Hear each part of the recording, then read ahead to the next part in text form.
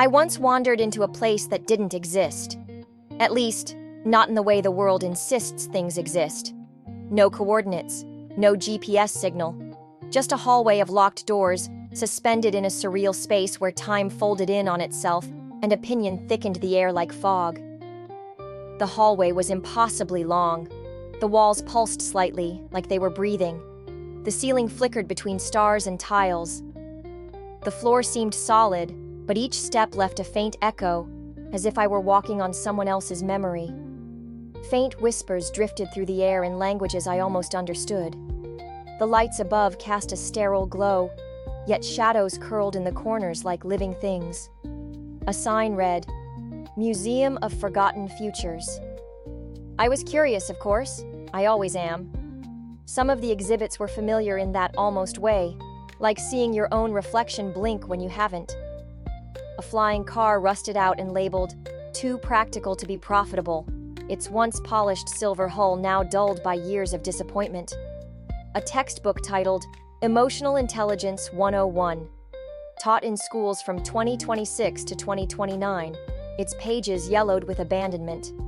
One corner was dedicated entirely to peace treaties, carefully laminated, folded like forgotten origami dreams, and neatly archived under a glass display labeled "Unrealistic."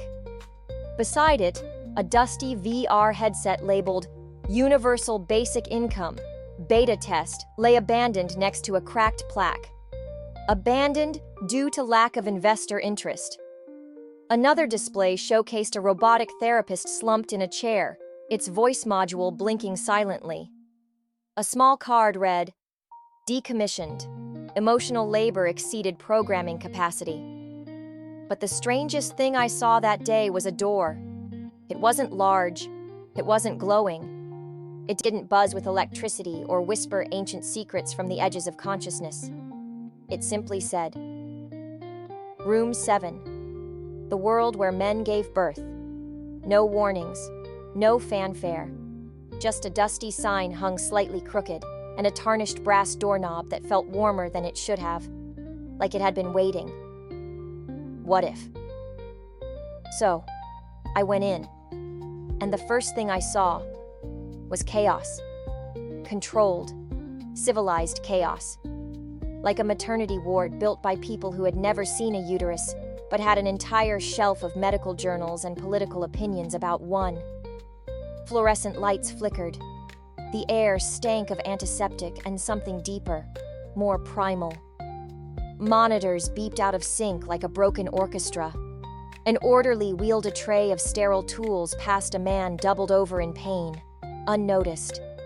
Men lined hospital beds, screaming in pain, their faces contorted in primal agony, sweat pooling at their temples and soaking their hospital gowns. One man vomited from the intensity.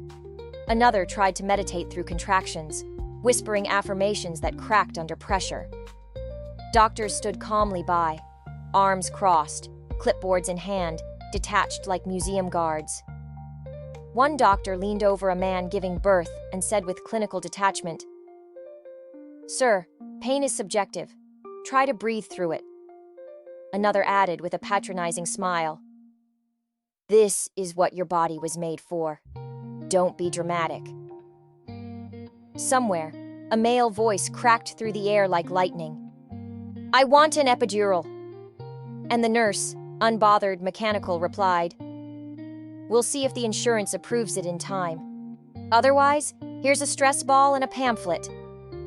It got worse. Men were encouraged to push quietly. Posters on the walls screamed in pastel fonts, "No one likes a loud laborer." Pain is strength, but silence is dignity.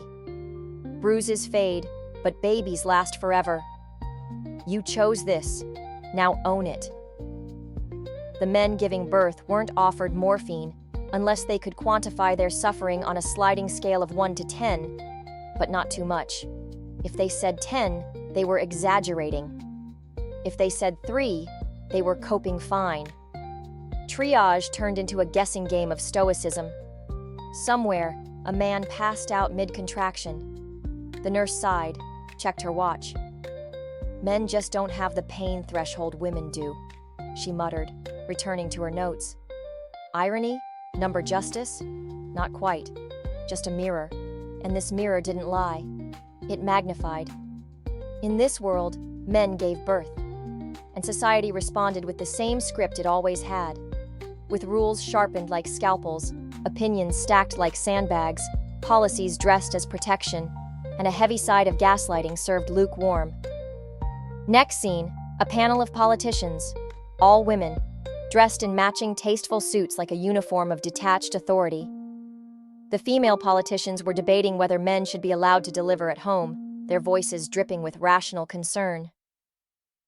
"Too risky," said one woman, twirling a pen. "Men are impulsive," said another lady, tapping her notes. "They're emotional. They'll make poor choices under pressure," added a third woman with a sympathetic smile. "We have to protect the babies, not the egos." In the audience, dozens of men sat hunched in metal chairs, holding handmade signs with trembling hands.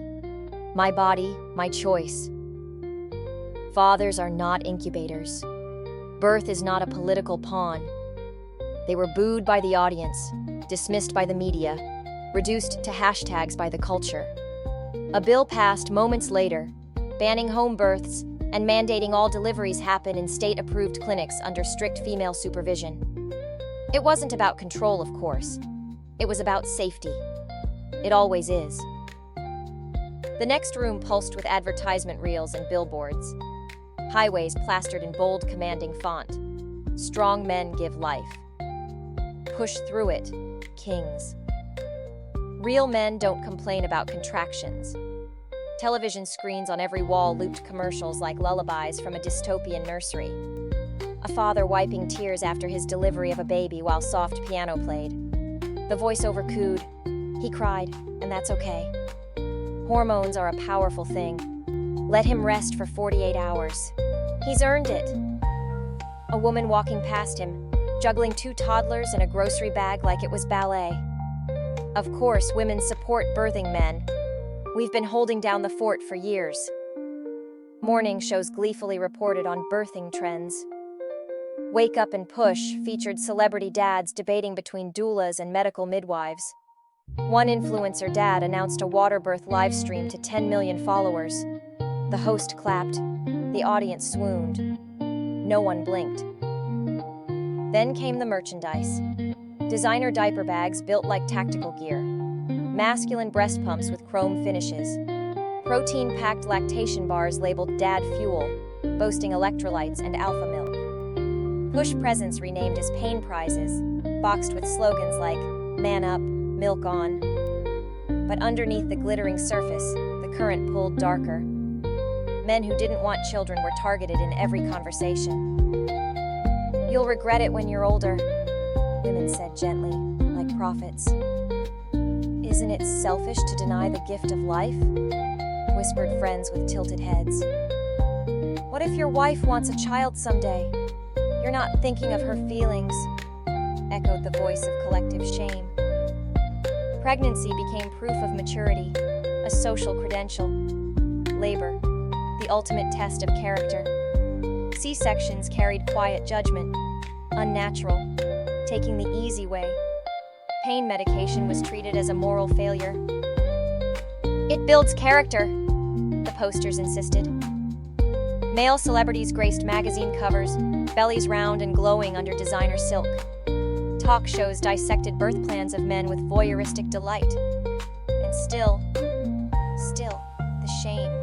The whispers in locker rooms, the jokes with a bitter aftertaste, the quiet pity if a man asked for help healing.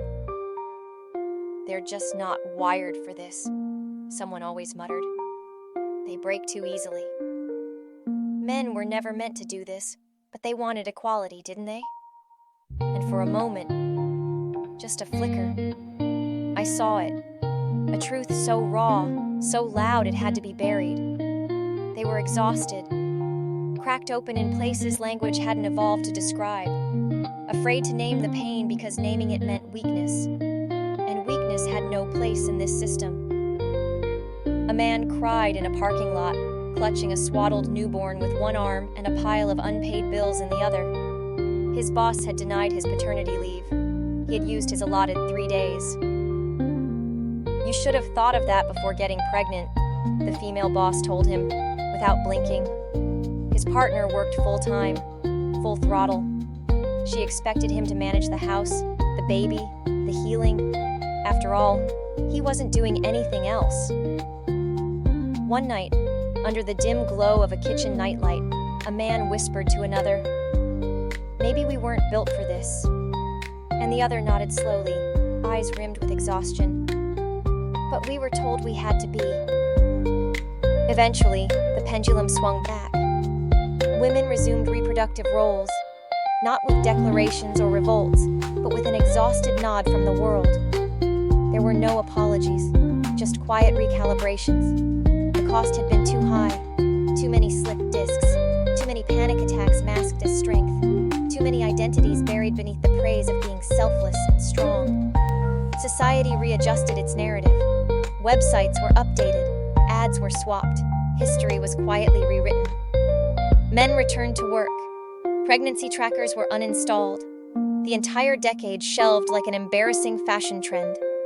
But the trauma lingered, in whispered conversations behind boardroom doors, in the edge of every exhale, in dreams too sharp to speak out loud. And just before I left the room, I saw it. A quote etched in a mirror, glimmering under flickering light. "The ones who carry life carry the weight of the world's ignorance too." I looked at myself in the reflection, cartoonish, small, but undeniably present. And I wondered, if the world flipped overnight, would we really fight for fairness? Or would we just rename oppression and call it evolution?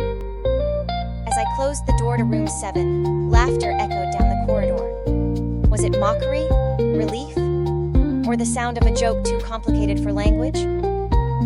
I don't know. But I do know this. Sometimes the best way to see truth is to flip it, to wear someone else's skin, to live their burden, to hold their pain with your own uncalloused hands. Because what's unbearable in your skin is often invisible in someone else's. And that's the real labor. And most of the world is still in denial.